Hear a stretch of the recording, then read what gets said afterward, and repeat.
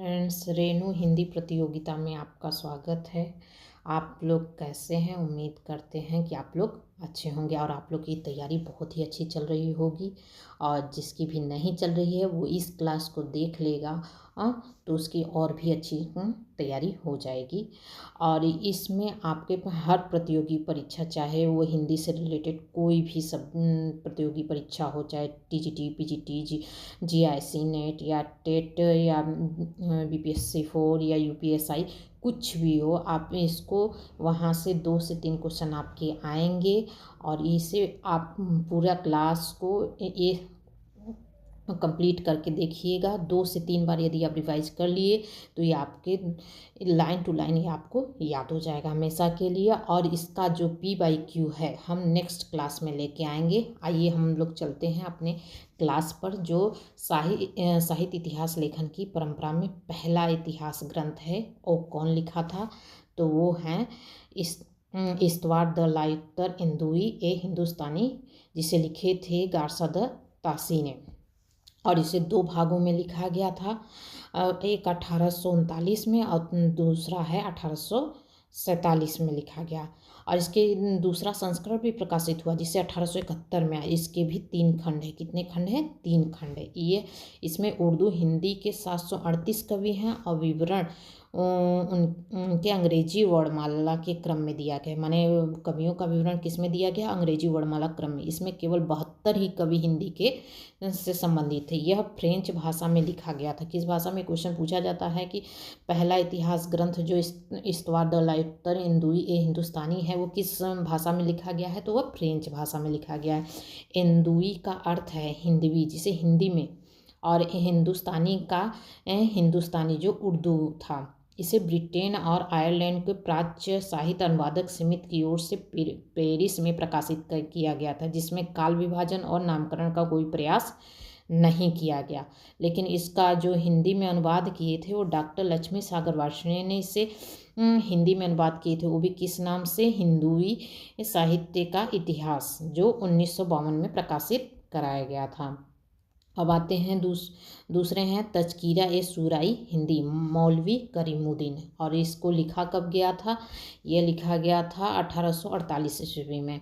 Delhi college द्वारा प्रकाशित इस ग्रंथ में 1004 कवियों का विवरण दिया गया है, जिसमें 62 कवि ही हिंदी से संबंधित थे। इस ग्रंथ का महत्व इस बात से है कि इसमें सर्वप्रथम कालक्रम का ध्यान रखा गया है, किंतु नामकरण नहीं किया गया है। इसे अन्य नाम से इसे तबका सुअरा के नाम से भी जानते हैं। और नेक्स्ट है भाषा काव्य संग्रह, जिसे महेश दत्त शुक्ल ने लिखा है, जो 1873 ईस्वी में लिखा गया है। यह हिंदी भाषा में लिखा गया प्रथम हिंदी साहित्य का इतिहास ग्रंथ है। किस भाषा में? हिंदी भाषा में लिखा है। पहला तो फ्रेंच, दूसरा उर्दू में लिखा है, तीसरा हमारा हिंदी में लिखा गया। यह नवल किशोर प्रेस लखनऊ से प्रकाशित हुआ था। और चौथा है शिव सिंह सरोज, जो शिव सिंह सेंगर ने लिखा था, को 1883 ईस्वी में नवल किशोर प्रेस लखनऊ से ये प्रकाशित हुआ था। इस ग्रंथ में सर्वप्रथम 1000 से ज़्यादा भाषा कवियों का विवरण दिया गया। इसी से बाद में इतिहासकारों के लिए यह आधार ग्रंथ भी बना है। इसके पूर्वार्ध में 838 कवियों की रचनाओं के नमूने तथा उत्तरार्ध में 1003 कवियों का जीवन परिचय दिया गया है। इसमें वर्णानुक्रम पद्धति का प्रयोग किया गया है। इस काल विभाजन एवं नामकरण का प्रयास नहीं किया गया। माने इसमें काल विभाजन और नामकरण का प्रयास बिल्कुल नहीं किया जाता है। अब आते हैं next, the modern vernacular literature of northern Hindustan. इसको लिखा किसने है? ग्रेसन में। और कब लिखा है? 1888 ईस्वी में। इस ग्रंथ का प्रकाशन एशियाटिक सोसाइटी ऑफ बंगाल की पत्रिका के विशेषांक के रूप में हुआ था। ये भी मोस्ट इम्पॉर्टेंट है कि इसका प्रकाशन किस पत्रिका के विशेषांक में हुआ था? तो एशियाटिक सोसाइटी ऑफ बंगाल के। बहुत से विद्वानों ने इसे सही अर्थों में हिंदी साहित्य का पहला इतिहास ग्रंथ माना है। ये बहुत मोस्ट इम्पॉर्टेंट है कि हमेशा अक्सर क्वेश्चन पूछा जाता है। इसमें सर्वप्रथम हिंदी साहित्य भाषा की दृष्टि से क्षेत्र निर्धारित करते हुए हिंदी के इतिहास को संस्कृत, पाली, संस्कृत एवं अरबो फारसी मिश्रित उर्दू से पृथक किया गया था। इसमें पहली बार कवियों को काल क्रमानुसार वर्गीकृत करते हुए उनकी प्रवृत्तियों को उद्घाटित किया गया। माने काल क्रमानुसार पहली बार इसको उद्घाटित किया गया था। इसमें कितने अध्याय हैं? तो इसमें पूरे टोटल 11 अध्याय हैं। कितने अध्याय हैं? 11 अध्याय। इसके प्रत्येक अध्याय एवं काल का सूचक है। हर अध्याय का नामकरण भी किया गया है। इसमें कुल 952 कवियों का शामिल किया गया, जिसमें 886 कवियों के विवरण का आधार शिव सिंह सरोज है। और इन्होंने सर्वप्रथम भक्ति काल को क्या कहा था? भक्ति काल को इन्होंने स्वर्णयुग कहा था। ये हमेशा क्वेश्चन पूछा जाता है, ये भी मोस्ट इम्पॉर्टेंट है कि भक्ति काल को क्या कहा गया था। तो इन्होंने भक्ति काल को स्वर्णयुग काल कहा था। लेकिन और इसका हिंदी में अनुवाद डॉक्टर किशोरी लाल गुप्त ने किया था और उसका नाम क्या था? हिंदी साहित्य का प्रथम इतिहास के नाम से इसे जाना जाता है। और किस सन में प्रकाशित हुआ था? 1957 में प्रकाशित कराया गया था। और नेक्स्ट है मिश्र बंधु विनोद, जिसे मिश्र बंधु ने लिखा था। ये प्रथम इसके 3 भाग का प्रकाशन 1900 किसमें हुआ था? 1913 ईस्वी में। और चौथे भाग का प्रकाशन हमारा हुआ था 1934 ईस्वी में प्रकाशित हुआ था। इसमें 4551 कवियों को शामिल किया गया। ग्रियर्सन यद्यपि काल विभाजन नामकरण कर चुके थे, किंतु व्यवस्थित रूप से इसका श्रेय मिश्र बंधु को जाता है। इन्होंने संपूर्ण इतिहास को 5 कालखंडों में विभाजित किया था। मिश्र बंधु 3 भाई थे, गणेश बिहारी मिश्र, श्याम बिहारी मिश्र और सुखदेव बिहारी मिश्र। अब आते हैं नेक्स्ट में हिंदी साहित्य का इतिहास, जो मोस्ट इम्पॉर्टेंट है कि इसको पढ़े बिना कोई भी एग्जाम क्लियर नहीं होता। जो आचार्य रामचंद्र शुक्ल की बुक है हिंदी साहित्य का इतिहास, जो 1929 में प्रकाशित हुआ है। अब आइए हम इनके बारे में देखते हैं। यह ग्रंथ मूलतः नागरिक प्रचारणी सभा को प्रकाशित हिंदी शब्द सागर की भूमिका में लिखा गया था। इस भूमिका में हिंदी साहित्य का विकास नाम दिया गया था। यह हिंदी का सर्वाधिक प्रख्यात इतिहास ग्रंथ है। इसमें रचनाकारों की इतिवृत्त के बजाय उनके रचनात्मक वैशिष्ट्य पर अधिक बल दिया गया। ये विधेयवादी पद्धति का प्रयोग करते थे। तत्कालीन युगीन परिस्थितियों के संदर्भ में हिंदी साहित्य के इतिहास को विश्लेषित किया गया था। अपभ्रंश साहित्य को हिंदी से अलगाते हुए पूर्व पीठिका के रूप में, माने इन्होंने अपभ्रंश साहित्य को अलग कर दिया था और उसे किसके रूप में लिखा था? पूर्व पीठिका के रूप में लिखा था। संपूर्ण इतिहास का इतना तार्किक एवं सुव्यवस्थित काल विभाजन किया गया कि परवर्ती इतिहास ग्रंथ प्राय उसका ही प्रयोग किया जाता। माने आज भी सब लोग आचार्य रामचंद्र शुक्ल के बुक को पढ़ते हैं, तब जाके अपने इतिहास को कुछ नया उसमें करते हैं। और इसमें मोस्ट इम्पॉर्टेंट है कि इसे नागरिक प्रचारणी सभा द्वारा प्रकाशित किया, और किसकी भूमिका में? हिंदी शब्द सागर की भूमिका में। फिर इसका अन्य नाम क्या था? हिंदी साहित्य का विकास, जो हमेशा क्वेश्चन में पूछा जाता है। अब आते हैं नेक्स्ट, हिंदी साहित्य का आलोचनात्मक इतिहास, जो डॉक्टर राम कुमार वर्मा ने लिखा था। वो भी 1938 ईस्वी में इसको लिखा था। 1938 ईस्वी में लिखा था। जो छायावादी कवि राम कुमार वर्मा द्वारा रचित इस इतिहास ग्रंथ में उनकी काव्यात्मक भाषा ने पाठकों को आकर्षित किया था और अपनी विस्तृत सामग्री, उनकी आकर्षक प्रस्तुति एवं भाषा के कारण इस ग्रंथ प्रभाव छोड़ने में सफल रहा। इसमें सिर्फ आदिकाल और भक्तिकाल, जो 693 ईस्वी से 1693 ईस्वी तक की अवधि को ही स्थान मिला। आगे का भाग ये नहीं लिख पाए थे। इन्होंने निर्गुण शाखा को संत काव्य कहा और निर्गुण प्रेमाश्रयी शाखा को सूफी काव्य कहा। इसमें अपभ्रंश साहित्य के बड़े हिस्से को शामिल कर इसे संधिकाल के अंतर्गत प्रस्तुत किया गया था। और वर्मा जी ने इसे आदिकाल को 2 भाग में विभाजित किया, एक संधिकाल, दूसरा चारण काल कहा था। अब नेक्स्ट आते हैं हजारी प्रसाद द्विवेदी, मोस्ट इम्पॉर्टेंट ये भी है। इन्होंने तीन ग्रंथ लिखे थे। एक हिंदी साहित्य की भूमिका 1940 ईस्वी में, और एक हिंदी साहित्य उद्भव और विकास में 1952 में, और हिंदी साहित्य का आदिकाल 1952 में। ये हजारी प्रसाद द्विवेदी के 3 ग्रंथ मोस्ट पढ़े, ये हमेशा मिलान के लिए आते रहते हैं। अब आते हैं हजारी प्रसाद द्विवेदी ने कोई इतिहास ग्रंथ नहीं लिखा, किंतु उल्लेखित इनके 3 ग्रंथ ये साहित्य इतिहास संबंधी ही हैं एवं इनमें एक निश्चित साहित्य इतिहास दृष्टि मिलती है। आचार्य द्विवेदी इतिहास के वो परंपरा के विकास के रूप में व्याख्यायित करते थे कि उन्होंने विश्व भारती के गैर हिंदी भाषी साहित्य जिज्ञासुओं को हिंदी साहित्य से परिचित कराने हेतु जो व्याख्यान दिए थे उन्हें ही संशोधित करके परिवर्तित करके हिंदी साहित्य की भूमिका नामक ग्रंथ में तैयार किया। माने हिंदी साहित्य की भूमिका में उन्होंने क्या लिखा, जो हिंदी भाषी साहित्य जिज्ञासुओं को हिंदी साहित्य से परिचित कराने के लिए जो व्याख्यान दिए थे, भाषण दिए थे, उसी को हिंदी साहित्य की भूमिका के ग्रंथ के रूप में उन्होंने लिखा है। अब आते हैं आदिकाल का स्वरूप निर्धारण और भक्ति काल के उदय की पृष्ठभूमि। परिवर्तित सिद्धांतों से भक्तिकालीन संत काव्यधारा का संबंध उद्घाटन। हिंदी सूफी काव्य का आधार संस्कृत प्रकृत अपभ्रंश की काव्य भाषाओं को मानना आदि उनकी साहित्य इतिहास के रूप में उपलब्धियों में है।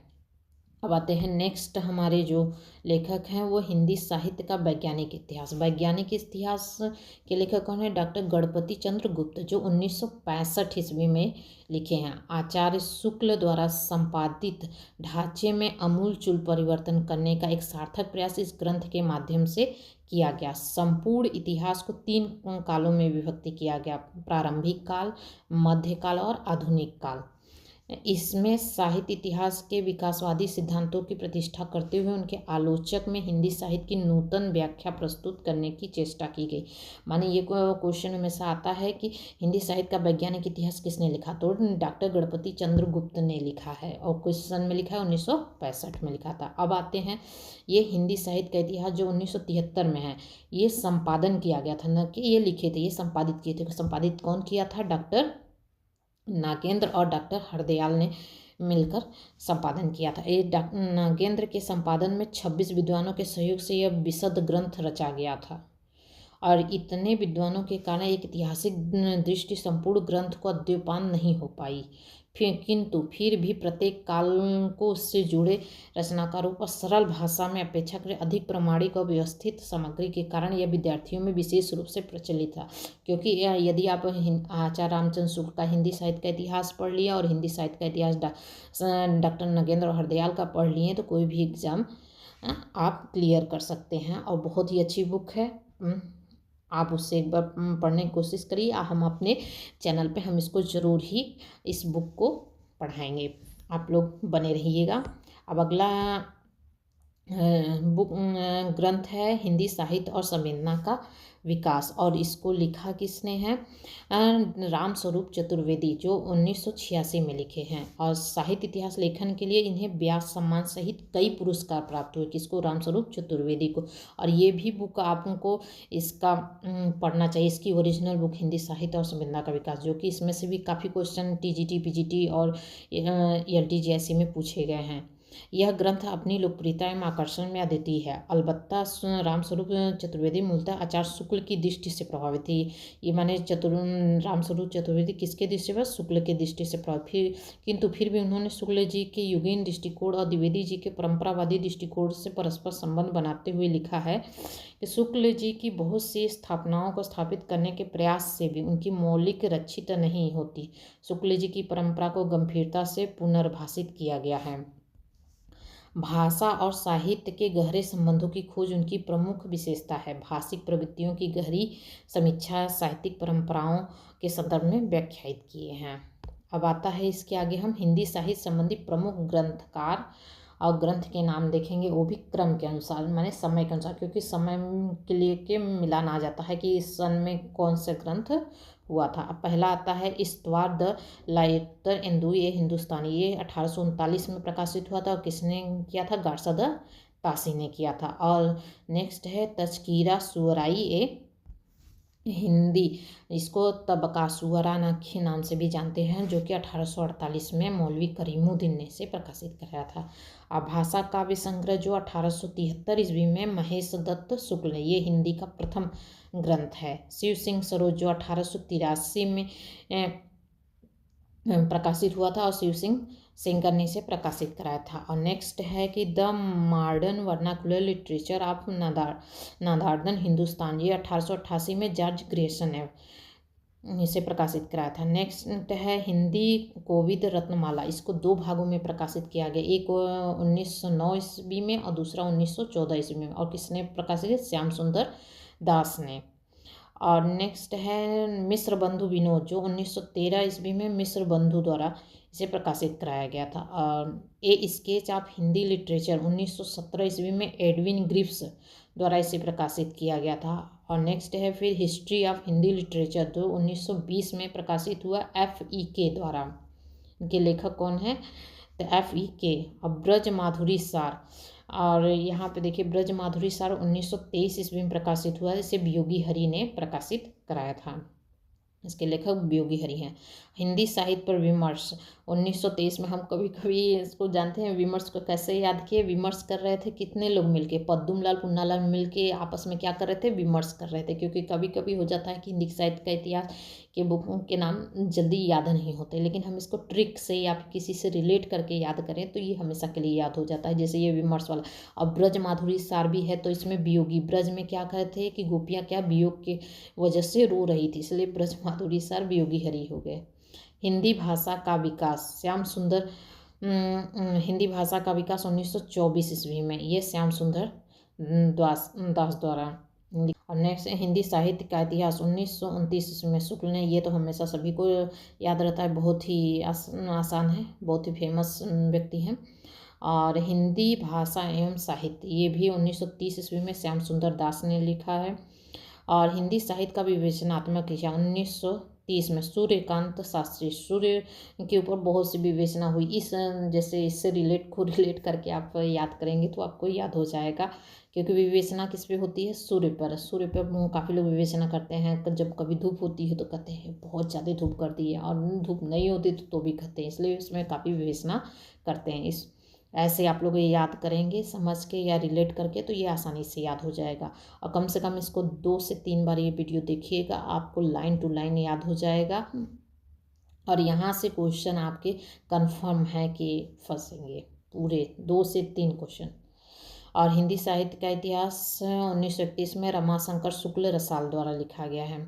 और हिंदी भाषा और साहित्य का विकास 1931 में अयोध्या सिंह उपाध्याय हरिऔध द्वारा लिखा गया है।